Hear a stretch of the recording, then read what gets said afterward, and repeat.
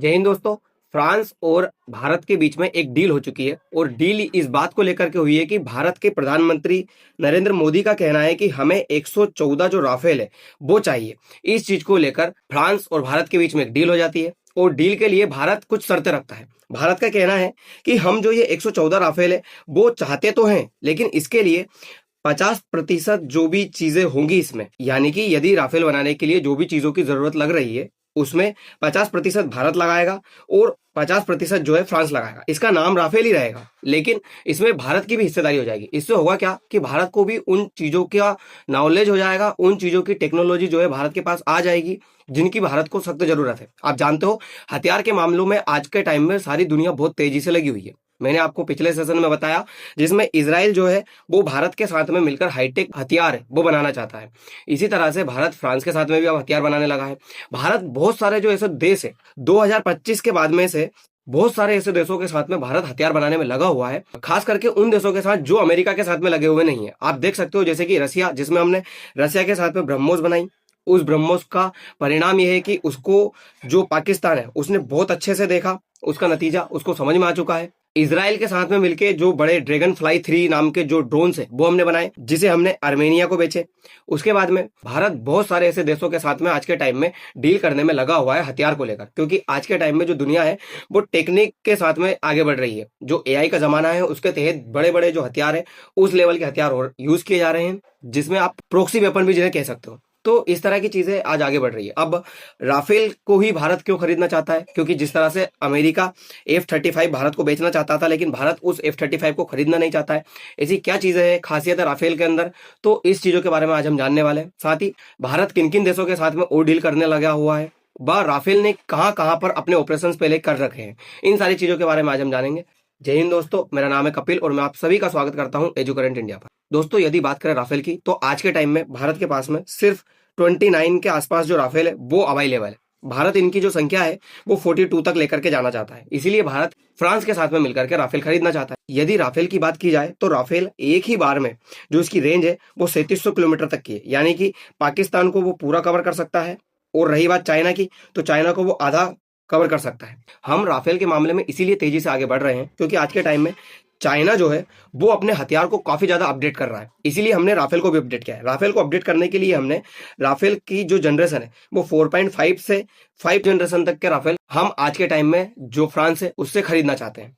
France के जो Rafale है वो काफी ज्यादा इफेक्टिव है, क्योंकि थोड़े दिन पहले जब ऑपरेशन सिंदूर हुआ था तब भारत ने इन राफेल का बहुत मेजर रूप से आप कहिए यूज किया था। हमने पाकिस्तान की सीमा के अंदर खड़े होकर के पाकिस्तान के अंदर जो भी आतंकी ठिकाने थे उनको तबाह किए थे। जो 9 आतंकी ठिकाने थे उनके ऊपर मिसाइलें दागी गई थी, जिसमें हमने राफेल का भी काफी बड़ा जो है यूज किया था। उसके बाद में ये जो दोनों देश है अमेरिका और चाइना, इनको ये समझ में आ गया था कि दुनिया के अंदर अब राफेल की जो डिमांड है वो बहुत तेजी से बढ़ने लगेगी। इसीलिए इन्होंने एक चाल चली, खास करके जो ट्रंप है उन्होंने ये कहा कि जो राफेल है वो पाकिस्तान के द्वारा ऑपरेशन सिंदूर के टाइम पे गिराए गए थे। कभी इन्होंने कहा 5 राफेल गिराए गए थे, कभी कभी ये 8 राफेल तक भी पहुंच चुके थे। इस तरह का इन्होंने बहुत बार क्लेम किया था कि राफेल जो है गिराए गए थे। इसी तरह की चीज जो चाइना है उनके उसके द्वारा भी कही गई थी।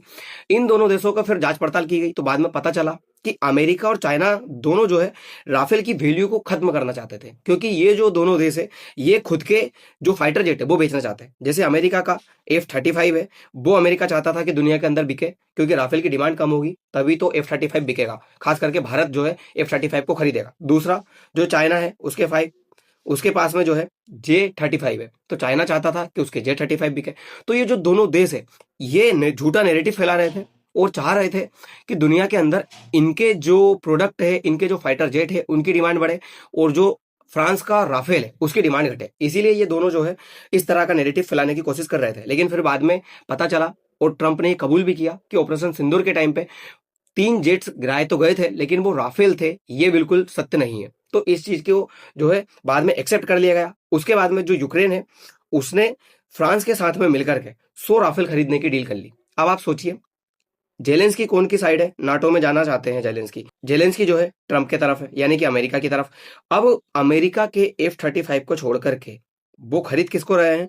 वो खरीद रहे हैं फ्रांस के राफेल को। इसका मतलब सोचिए, जो देश मित्रता का संबंध रखता है अमेरिका के साथ में, जो देश अमेरिका के साथ में नाटो में शामिल होना चाहता है, जिसकी वजह से वो आज 4 साल से युद्ध झेलता हुआ आ रहा है रसिया के साथ में, अपने आप को पूरी तरह से डिस्ट्रॉय कर लिया है, उस देश ने भी अमेरिका का प्रोडक्ट नहीं खरीदा, मतलब अमेरिका का जो F-35 है वो नहीं खरीदा। तो कुछ बात ऐसी है कि राफेल जो है वो सारी जो तुलना है, कितने भी जो प्रोडक्ट है, कितने भी जो फाइटर जेट है दुनिया के अंदर, उनसे काफी ज्यादा बेहतर है। मतलब कहते हैं कि यदि एक तरफ 4 फाइटर जेट उड़ रहे हो और एक तरफ सिर्फ राफेल जो है अकेला उड़ रहा हो, तो राफेल की जो ताकत है वो ज्यादा इफेक्टिव रहेगी। राफेल इन चारों फाइटर जेट को जो है मात दे सकता है, इतना पावरफुल जो राफेल है वो बताया जाता है। साथ ही मैंने आपको बताया था कि भारत इजराइल के साथ में जो हाईटेक डिफेंस सिस्टम वो बनाना चाहता है। प्रधानमंत्री मोदी हाल ही में जो 25 से 26 फरवरी आने वाली है उसमें इजराइल की यात्रा पे जाने वाले हैं और इजराइल के साथ में डील करने वाले हैं जो हाईटेक ड्रोन से जो हथियार है इजराइल के, उन हथियार को बनाने के लिए।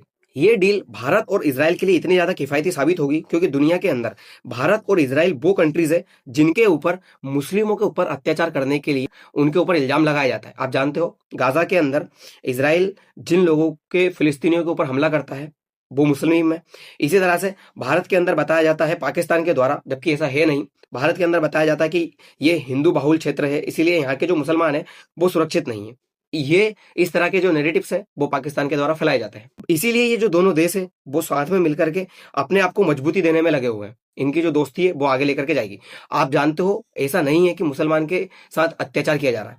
पाकिस्तान के साथ में जो बलूचिस्तान में मुस्लिम्स रहते हैं उनके ऊपर पाकिस्तान के द्वारा अत्याचार किया जाता है, ये सबको पता है। इसी तरह से सूडान के अंदर किया जाता है। इसी तरह से जो ईरान है वो अपने प्रॉक्सीज चला करके उनके ऊपर अत्याचार कर रहा है। लेकिन कहीं पे भी किसी भी तरह से जो आवाज है वो नहीं उठाई जाती। पर ये जब ये दोनों देशों की बात आती है तो इनके ऊपर आवाज उठाई जाती है। क्यों?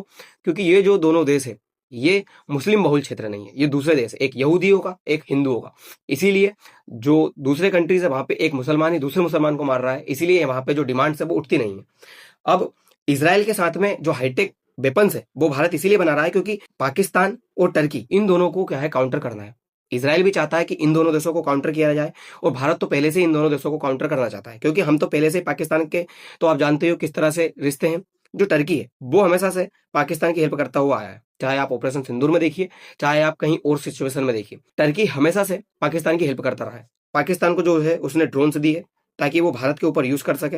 अब भारत के ऊपर उन ड्रोन का काफी ज्यादा यूज किया गया है, लेकिन हमने हमारे पास जो S-400 missile system air defence system था उसका यूज करके हमने हमारे आप को सुरक्षित कर लिया। तो ये टर्की की चाल सीधे समझ में आ रही है कि टर्की को समझाना जरूरी है कि भारत अकेला नहीं है, भारत के साथ में जो बड़े कंट्रीज है वो साथ में लगे हुए हैं। साथ ही यदि बात करें राफेल की कि राफेल ने कहां कहां पर जो अपने ऑपरेशन है वो किए, तो राफेल ने सबसे पहले जो ऑपरेशन है वो आप ये देख सकते हो पाकिस्तान के साइड में जो अफगानिस्तान लगा हुआ है वहां पर राफेल ने 2007 से 2011 के बीच में ऑपरेशंस किए। राफेल का यूज तालिबानियों के ऊपर हमला करने के लिए किया गया था इस एरिया में। साथ ही जब दूसरी बार किया गया था वो दूसरी बार लीबिया के ऊपर किया गया था राफेल का यूज। और यहाँ पर राफेल ने सबसे पहले लीबिया के अंदर जितने भी एयर डिफेंस सिस्टम लगे हुए थे उनको तहस नहस कर दिया, उसके जो भी कमांड्स थे उनको तहस नहस कर दिया, जो भी लीबिया के टैंक वगैरह थे उनको पूरी तरह से बर्बाद किया। तो यहाँ पे जो है राफेल की जो डिमांड है वो दुनिया के अंदर बढ़ने लगी, दुनिया जानने लगी कि राफेल कोई चीज है। तीसरी बार जो है ये अफ्रीकन कंट्रीज ही है, माली के अंदर राफेल का यूज किया गया था। तब जाकर के 2011 में ये समझ में आया था कि राफेल नाम का कोई फाइटर जेट है जो फ्रांस ने इतना अच्छा बनाया है कि जिसका यूज करके आप किसी भी कंट्री के ऊपर विजय हासिल कर सकते हो। फिर इसीलिए भारत ने राफेल का भारी मात्रा में ऑर्डर दिया और हमने फ्रांस से जो है बहुत ज्यादा राफेल खरीदे। इस चीज को लेकर अमेरिका और चाइना के बीच काफी ज्यादा क्यूरियोसिटी पैदा हुई। इन दोनों का कहना था कि हमारे पास जो बहुत अच्छा F-35 है आप उसको नहीं खरीद रहे हो, लेकिन उसके बाद भी आप जो राफेल है उसको खरीदना चाहते हो। पर भारत ने अमेरिका के दबाव में ना आकर अमेरिका को क्लियर बताया कि हमें राफेल ही चाहिए, क्योंकि राफेल ऐसा है कि राफेल की जो टेक्नोलॉजी है वो फ्रांस क्या है भारत को ही दे देता है, मतलब भारत में ही उनको रिपेयर कर लिए जाते हैं। लेकिन अमेरिका की जो टेक्नोलॉजी है F-35 की वो अमेरिका किसी को नहीं देता है। मान लीजिए यदि F-35 के कुछ खराबी आ जाए F-35 में या कुछ उसमें अपडेट करना हो तो उसे पूरा का पूरा अमेरिका ही लेकर के जाना पड़ेगा। इंडिया के अंदर उसको रिपेयर तक नहीं किया जा सकता। इसीलिए F-35 को कोई खरीदना नहीं चाहता है। और राफेल क्या है कि राफेल को अगर रिपेयर भी करना होगा, कुछ भी अपडेट करना हो तो उसे हम इंडिया के अंदर भी कर सकते हैं। इसीलिए हम राफेल के साथ में मिले हुए हैं। दूसरी बात, अब राफेल के साथ में भारत भी उसमें काम करेगा तो उसे मेड इन इंडिया भी कहा जाएगा। भारत के अंदर इस तरह की जो चीजें होने लगेगी उससे होगा क्या, हथियार के मामले में हम काफी ज्यादा आगे जा सकते हैं। आप जानते हो भारत के अंदर इतने जो हाईटेक हथियार से वो नहीं बनते, ना ही फाइटर जेट बन पाते हैं। जो हमारा HAL है वो भी इतने अच्छे से फाइटर जेट नहीं बना पाता है, तेजस वगैरह उसके जो है फेल मार चुके थे। इसीलिए अब हमें जरूरत है कि हमें नई नई टेक्नोलॉजी सीखनी होगी। तो भारत इसीलिए इन सबके साथ में ये डील कर रहा है और हथियार के मामले में आगे बढ़ रहा है, क्योंकि जिस तरह से चाइना और पाकिस्तान अपने आप को अपडेट करते जा रहे हैं, खास करके जो चाइना है वो अपडेट कर रहा है, हमें भी खुद को अपडेट करना होगा। अब देखने वाली बात होगी कि भारत किस तरह से पाकिस्तान और चाइना को काउंटर करता है और इन हथियार के मामले में कितना आगे जा पाता है। अभी हम 50% जो है इसमें हमारी हिस्सेदारी लेंगे। हो सकता है आगे चल करके ये पूरी तरह से भारत का ही द्वारा बनाया जा सके, बस इसका नाम जो है बदल दिया जाए। जिस तरह से सुसाइड ड्रोन इसराइल का है उसको नाम बदल करके भारत में बनाया जा रहा है ड्रैगन फ्लाई 3 की तरह, उसी तरह से जो राफेल है उसका भी नाम बदल के हो सकता है भारत के अंदर बनाया जाए आने वाले समय में। ये सब चीजें देखने वाली बातें होंगी। तो दोस्तों फिलहाल के लिए इतना ही, मिलते हैं अगली वीडियो में। धन्यवाद।